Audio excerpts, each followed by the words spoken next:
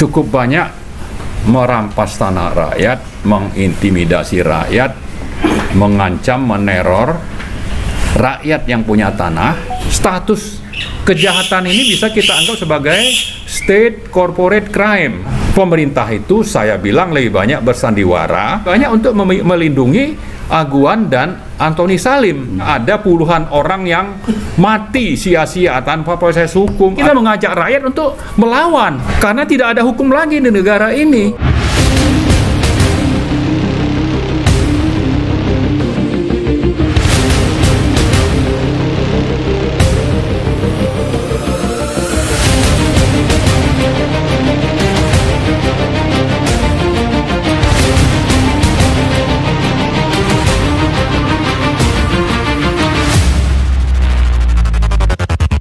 Assalamualaikum warahmatullahi wabarakatuh.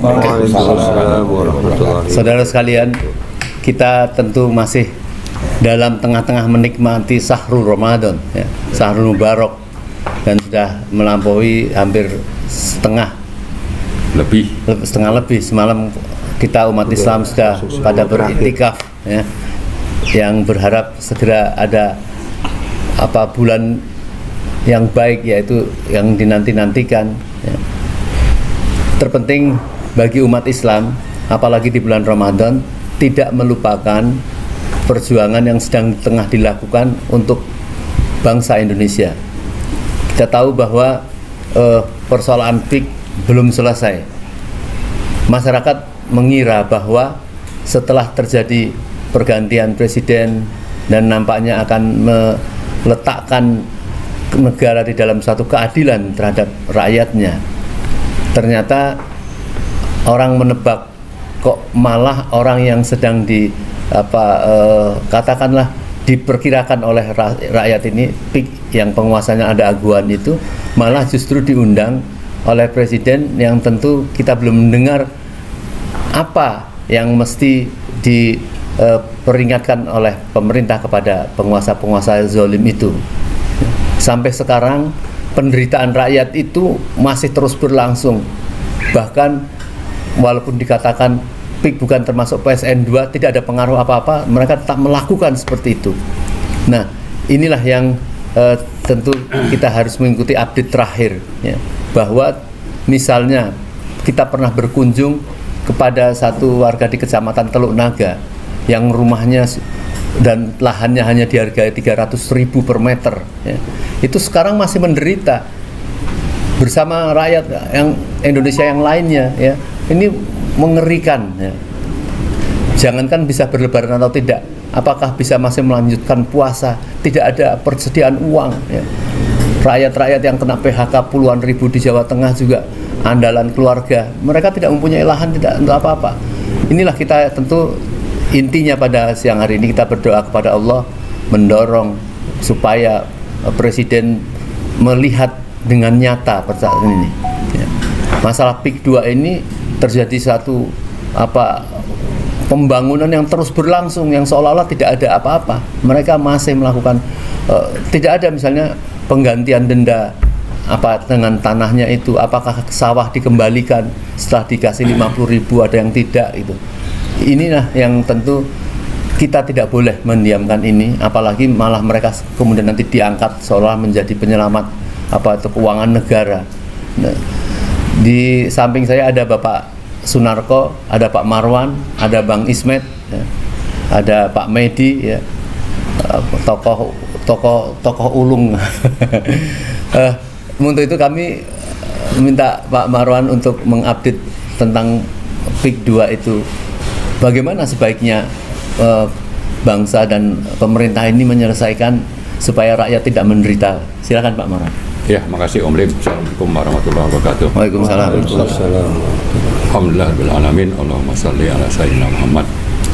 Ada hal yang sangat penting untuk kita perhatikan, bahwa PSN PIK 2 itu sudah dijadikan oleh pengusaha Aguan Antoni Salim yang didukung Jokowi mendapat status PSN yang setelah diributkan dinyatakan bahwa ini hanya untuk daerah yang namanya tropical coastland, luasnya 1.756 hektar.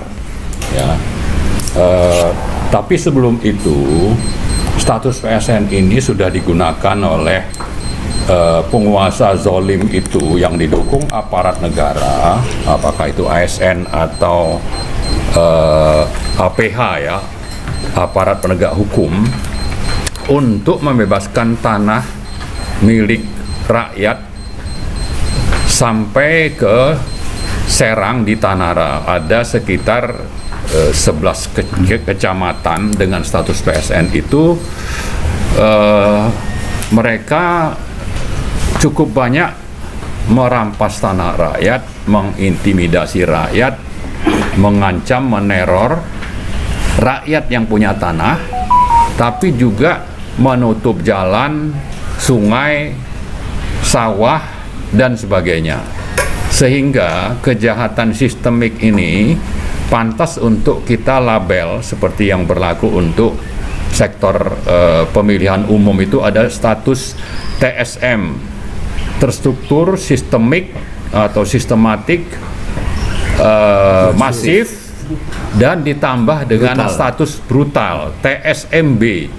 Kenapa sampai begitu? Ya karena memang tadi bukannya membela rakyat, misalnya yang namanya aparat negara, apakah itu sipil maupun penegak hukum, itu justru memuluskan rencana dari konglomerat yang namanya Aguan Antoni Salim yang didukung Jokowi, untuk bagaimana supaya tanah negara dan rakyat itu bisa dikuasai dengan mudah dan murah dengan memakai label ini PSN.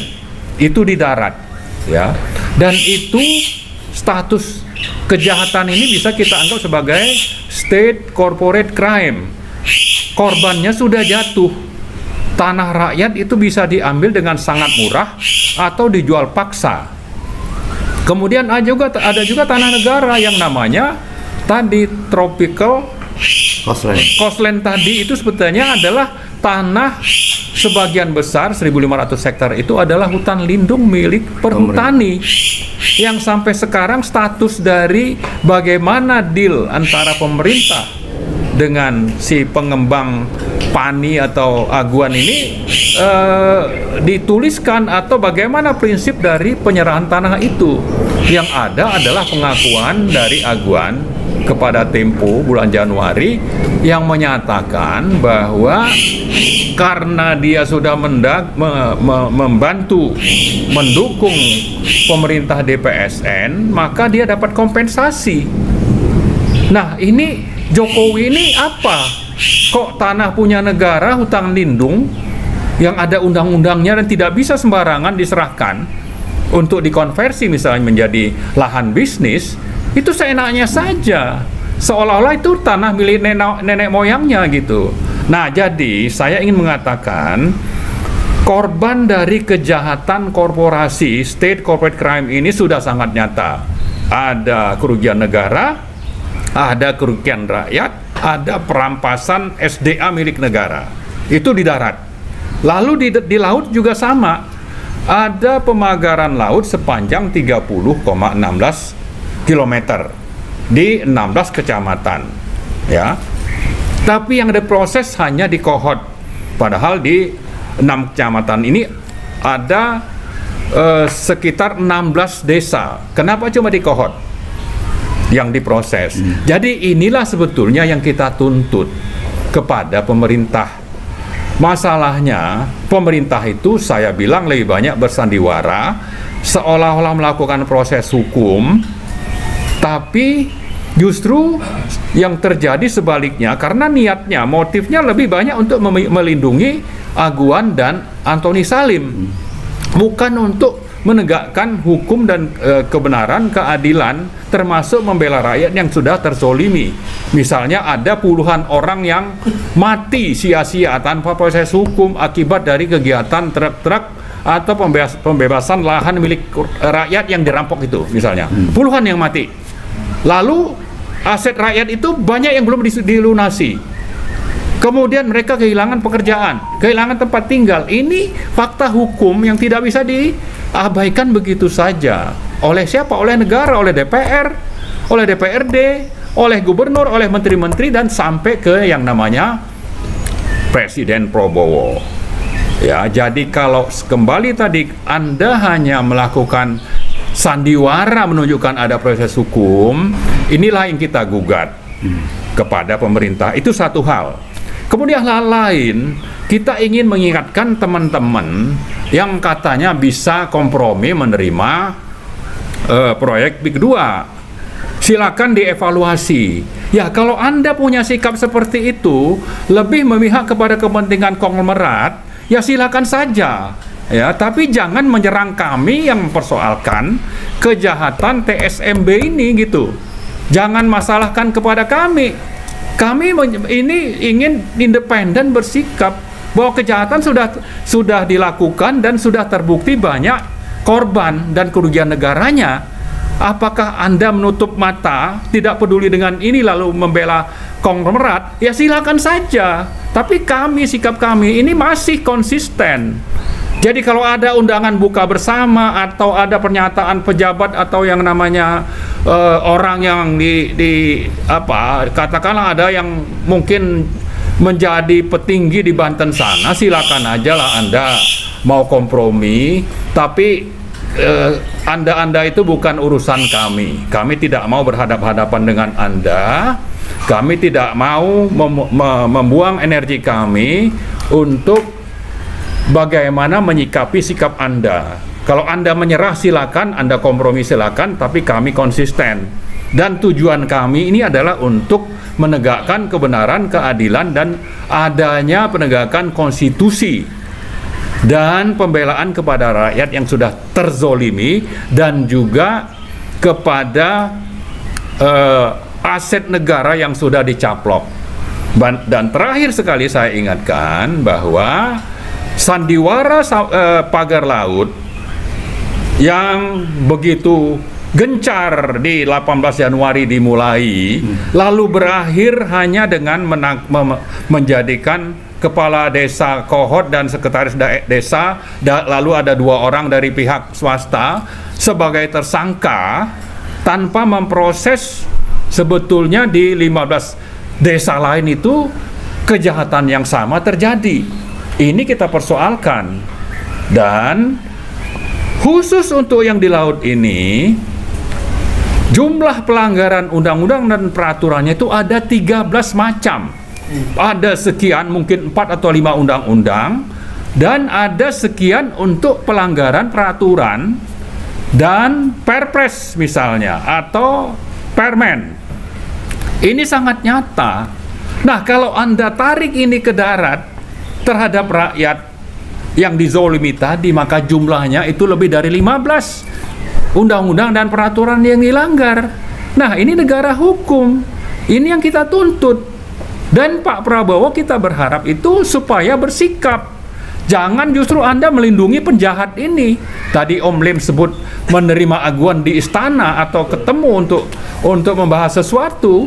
Ini sesuatu yang sangat menyakitkan rasa keadilan rakyat, ya. Bukannya memproses pelanggaran ini, tapi Anda kesempatan lalu di sisi lain Anda tunjuk menteri-menteri untuk bicara, salah satunya Nusron, ada menteri KKP Trenggono misalnya, bicara seolah-olah ada proses hukum, tapi yang diambil justru cara untuk bagaimana supaya penjahat-penjahat TSMB ini lolos dari jerat hukum. Ini yang kita tidak bisa terima, ini yang terus kita gugat. Ini yang menjadi alasan kenapa kita mengajak rakyat untuk melawan, ya, karena tidak ada hukum lagi di negara ini.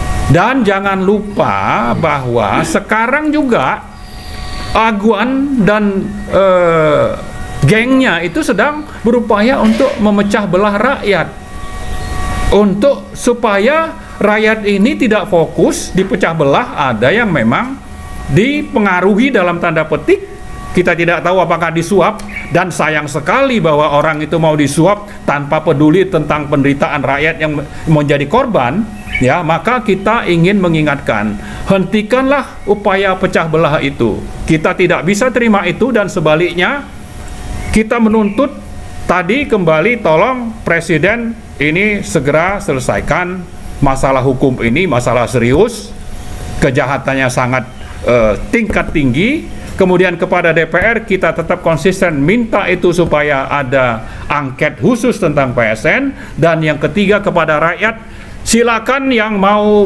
kompromi dengan Aguan Salim, tapi yang masih konsisten mari bergabung dengan kami, terutama yang ada di GRAU, petisi 100 dan sebagainya, untuk melakukan perlawanan. Perlawanan mungkin selama bulan puasa ini kita sengaja bekukan, tapi setelah Lebaran insya Allah perlawanan akan kita lanjutkan.